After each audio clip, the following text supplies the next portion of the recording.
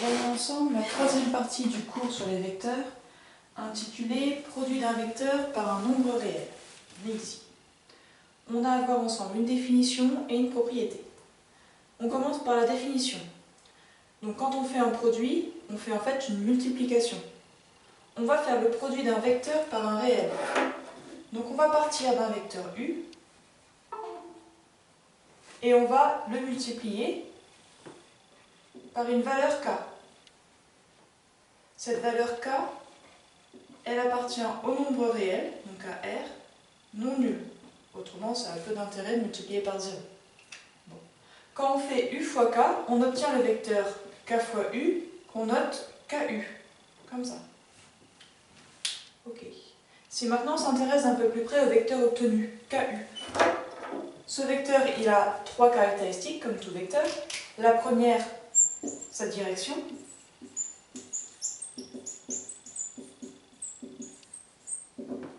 Eh bien, il est construit à partir du vecteur U qui a une certaine direction. Le truc qui est sympa, c'est qu'avec k fois U, on ne va pas changer la direction. Ça veut dire que ces deux vecteurs-là, ils seront dirigés de la même façon. Donc, ils seront sur des droites parallèles, si vous voulez. Donc, au niveau de sa direction, c'est la même que celle de U. Deuxième caractéristique, c'est son sens. Est-ce qu'il va vers le haut, vers le bas, vers la gauche, vers la droite? Et là, ça va dépendre de la valeur de k. En réalité, ça va dépendre du signe de k. Si k est positif, si on multiplie U par une valeur positive, alors le sens reste le même.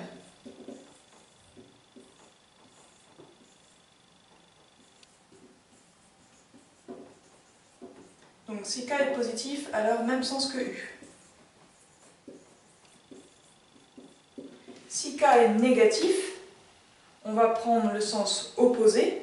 Rappelez-vous, hein, U et moins U, déjà, ils ont des sens opposés.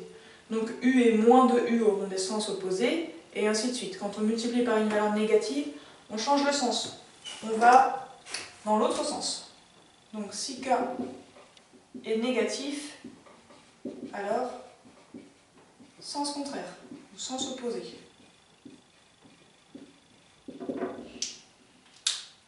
Et troisième caractéristique, la norme. La norme, c'est la distance parcourue en fonction de la longueur du segment, la longueur de la flèche en fait, qui représente le vecteur. Donc la norme. Une norme, on a dit, c'est une distance parcourue. Une distance, c'est forcément une valeur positive. D'accord? Si U au début mesure 3 cm et que vous allez chercher moins de U, vous n'allez pas faire moins 6 cm. Vous allez simplement parcourir 6 cm, mais dans l'autre sens. Donc la norme, elle doit toujours donner une valeur positive. C'est ça qui est important à retenir. Si k est positif, pas de problème, je multiplie juste la norme de U par k. Donc si k est positif, la norme, c'est 2 barres, la norme de k fois U, c'est égal à k fois la norme de U. On multiplie la distance de U par la valeur de k et on va trouver la valeur de la distance du nouveau vecteur. Par contre, si k est négatif, et bien ici, pour retrouver une valeur positive en termes de distance, il faudra, pour trouver la norme de k fois U, multiplier celle de U par moins k. Ça veut dire que si k vaut moins 2, par exemple, je vais multiplier par moins 2. Je vais multiplier par 2. Donc cette petite astuce ici nous permet en fait de retrouver une valeur positive à la fin du calcul puisque c'est une valeur de distance. Si je regarde ici l'exemple qui nous est proposé, on cherche à représenter le vecteur 1 tiers de U et le vecteur moins de U. Bon, alors déjà il me faut un vecteur de base. Admettons que je prenne ce vecteur-là. Voilà. Je vais prendre ce vecteur U comme exemple. Si je cherche à représenter, donc ici en bleu, le vecteur 1 tiers de U, ça veut dire que je vais, à partir d'une parallèle, donc j'ai besoin d'une parallèle, puisque j'ai la même direction, Si je multiplie par 1/3, c'est une valeur positive, je vais aller dans le même sens. Et en termes de norme, en termes de longueur, il faut que je fasse 1/3 de celle de U. Ah mince, là j'étais un peu trop loin. 1/3. Ok, ça représente ça. Voilà. Là j'ai représenté 1/3 de U.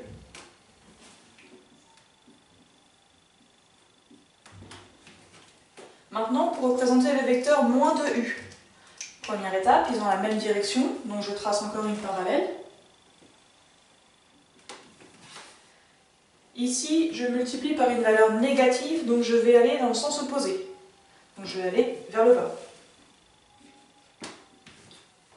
Et ensuite, pour la distance, eh bien, je vais prendre 2 fois celle de U. Ok, vous voyez qu'en fait, ici, je ne me pose pas trop de questions.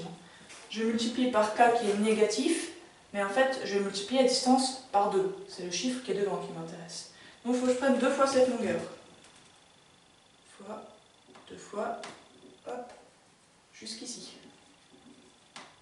Voilà le vecteur moins 2U. Deuxième partie, on regarde la propriété ici. Il est question de la distributivité entre vecteurs et réels. Ça vous fait penser à la double distributivité. C'est quand on a des parenthèses qui interviennent. Bon. Alors voyons la première propriété. Quand vous avez K qui va multiplier la somme de U plus V, pas de problème, vous pouvez distribuer le K. Ça veut dire qu'on va enlever les parenthèses et on obtient K fois U, donc KU, plus K fois V, donc KV. Si je regarde ici l'exemple, vous avez 2 fois le vecteur U plus W, pas de problème, on peut distribuer et obtenir la forme développée, si vous voulez. On obtient 2 fois le vecteur U plus 2 fois le vecteur W. Deuxième propriété, cette fois on a K plus K' qui va multiplier le vecteur U. Ici aussi, on peut distribuer et enlever les parenthèses. Il faudra faire K fois U, ça donne KU, plus K' fois U, ce qui donne K'U. On ne met pas les fois en matin. On les dit, mais on ne les met pas. Ici, l'exemple que je vous ai donné, à vrai dire, il va dans l'autre sens de ma propriété. C'est un signe égal, hein, on peut aller dans les deux sens. Ça veut dire que là, vous avez la forme développée, mais on peut voir que V apparaît ici et là. Donc finalement, des vecteurs V, j'en ai 3 moins 4. V a été multiplié une fois par 3 et une fois par moins 4. Une fois que j'ai fait 3 moins 4, j'obtiens moins 1. Et moins 1 fois V, ben c'est juste moins V. Donc c'est l'opposé du vecteur V. Dernière propriété. Ici, on a les parenthèses autour de K' fois U. Et on a K qui est devant. Ça veut dire qu'on a K fois K' fois U. C'est un produit. On peut multiplier dans le sens qu'on veut. Ça veut dire que je peux écrire ça sous la forme K fois K', donc j'écris pas le fois, fois U. Ici, l'exemple qui vous est donné, vous remarquez que vous avez le 1/2 fois 4U. Oui, mais on peut travailler sur les valeurs et laisser le vecteur U derrière. On peut d'abord multiplier le 1/2 fois 4. Si je fais 1/2 fois 4, j'obtiens bien 4 sur 2 fois U. Et 4 sur 2, ben, ça fait 2.